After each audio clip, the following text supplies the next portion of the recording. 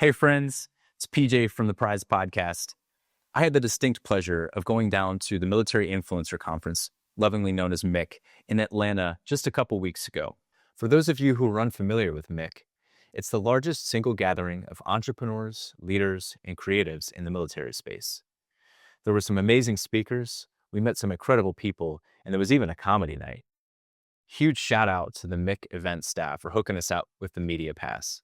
This allowed us to set up our cameras so we could conduct some spot interviews to hear from some of the participants about what they thought the most important things to focus on when it came to transitioning out of the military. We heard some great things, and I just wanted to share them with you. We got one more left, and this is the man, Curtez, who actually is the one who started the Military Influencer Conference. So let's see what he has to say. If you had one tip or piece of advice to someone who's transitioning out currently out of the military or to their loved ones or family, I'd love to know what that might be. One tip? Yeah. So you have five, that works too. I would just primarily say don't underestimate what you already know. Let me say that one more time. Don't underestimate what you already know.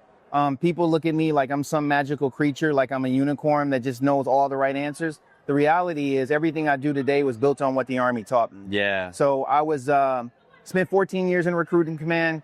I had developed a lot of soft skills over the years, from learning how to function with a team, learning how to be reliable, learning how to be disciplined and committed to an overall mission, learning how to focus, and most importantly, be able to pivot and adapt when the mission requires that, right? Yeah. So as an entrepreneur, as a transitioning service member, my life has been full of constant pivots, but the core, the baseline of that has been what I learned through service. Spent 21 years in uniform, and all those soft skills that I acquired over the years is what I've used to help me transition from one pivot point to the next. Yo, I love that. And I'm curious to know, because like in the military, a lot of the pivot points, I guess we're trained towards some of those, right? We're trained to see them and identify them. Would you say that that part also translated, being able to actually identify when it's right to pivot?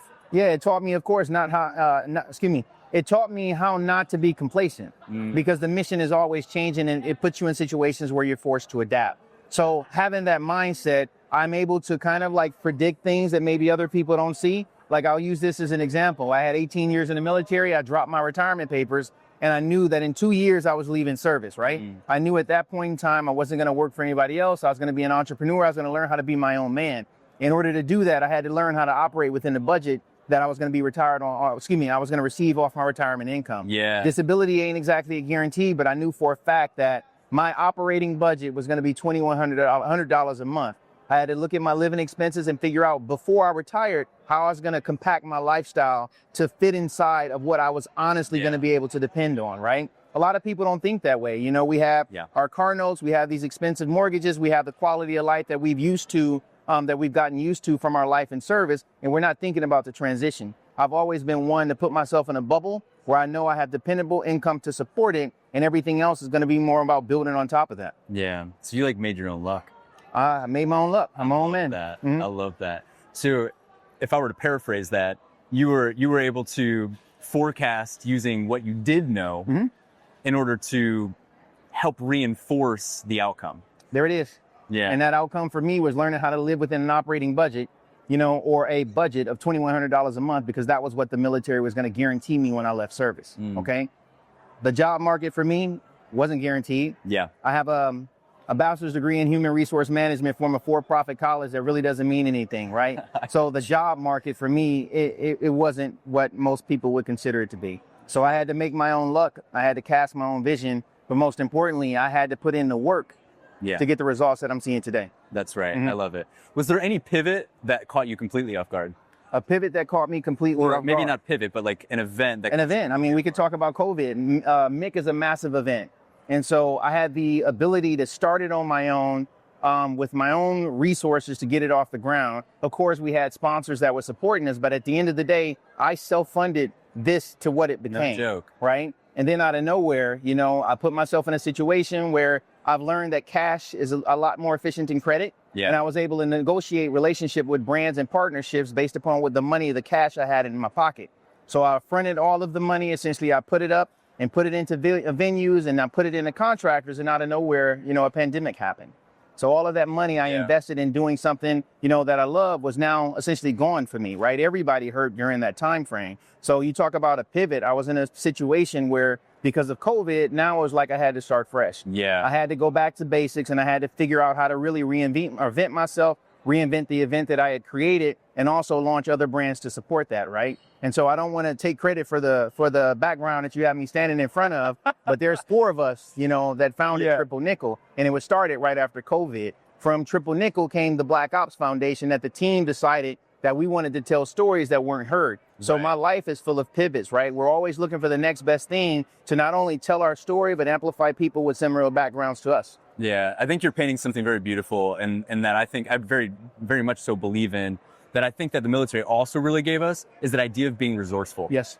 You know, shit's gonna happen. No way around it. You know what I mean? And then being able to pivot, find out a way to make it work, and turn, I think the term that I heard that I love is turning horse shit into lemonade. So what I say is I have a PCS mentality, right? Yeah. If you think about your time in the service, right, it's guaranteed that every 2 to 4 years you're going to be PCSing to somewhere else. Right. So I was taught that no matter how long I'm at a job, how long I'm doing something, I constantly have to do or put myself in a position where 2 to 4 years from now, I have to be thinking about what my next move is going to be, right? Nothing's guaranteed. I'm blessed and fortunate to have done this for almost 10 years. Yeah. The reality is most entrepreneurs, they don't have the consistency to last this long, right? Sure. So even me, in the back of my head, I know at any given point, something could happen where, my services are no longer needed. I was acquired twice, once by We Are the Mighty, the other time by Recurrent Ventures. Well, Recurrent Ventures at any point in time could come to me and say, hey, look, my services are no longer needed. And that's putting me in an instant situation where I have to pivot once again to maintain my quality of life. Yeah. So what is the trick to being resourceful? I don't know if I don't know if it's an exact trick. I think it's just like, it's never settling, right? Yeah. I have a desire for more. And I told myself a long time ago, I didn't want to work past 50. So in order to reach my own personal goals that I set for myself, yes, savings is great. Yes, investments are cool. But the reality is I have to put myself in a position where, I've exhausted all this young man energy. Yeah. So when I start getting to my senior years, I can really kick my feet up and relax at that point in time. I love it. I love it. Hey, I appreciate your time. I really do. No, thank it's a you pleasure. for putting on this event. Honestly, this is my first time here, and I've had an absolute blast, and I've met some incredible people. So really, truly, thank you. Curtez, thank you for your time. I know that you said you don't normally share your story, but I do think that you had something very, very valuable to share there. And it's something, again, that we've highlighted quite a bit on the show, and that's the idea of being resourceful. So, hey, you have a lot to offer. There's a lot of things that you learned in the military, these soft skills. You probably saw a huge trend here, right? In all of these interviews that we had today, or that we reflected on today, right? 1, find your community. Don't isolate yourself. Get yourself around people that understand what you've been through, and then don't hide yourself. Don't play small. You have gifts to share, so share them. I want to hear what you have to say. I know many people who would love to hear what you have to say, whether it's here on a podcast like this, sharing in your own story on, let's say, TikTok or Instagram or whatever it may be, or your family members and your loved ones. You have a lot to offer, so please don't hide yourself. And then lastly, you were given a ton of things in the military that may not be resume bullet points that will be huge when it comes to your success in the future. Being resourceful, having that will-do attitude, being able to take a terrible situation and to turn it into something that maybe isn't so bad, that maybe you can be successful from. So if I were to bring this all home, number 1, get out there and go to events that can help you be around the people that understand your play and can help you be successful, because they exist out there. The Military Influencer Conference is just one of many, and it's a great one. So as Curtez was saying, it's next year. It's in September. It's in Tampa. I know we're going to be there.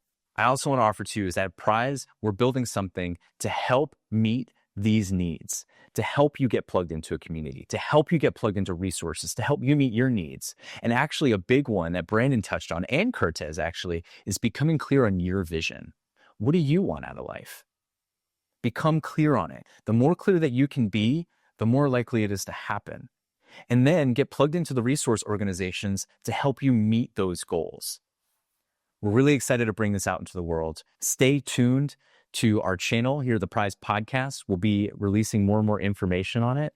I appreciate your time. Thank you so much for all of you who sat down with me at the Military Influence Conference and shared your story and your advice. I think it was beautiful and amazing and very, giving, generous of you to share your stories. For those of you who weren't at the Military Influencer Conference, I hope to see you there next year. It was really a great time, and I got to talk to some fantastic people, even outside of these spot interviews.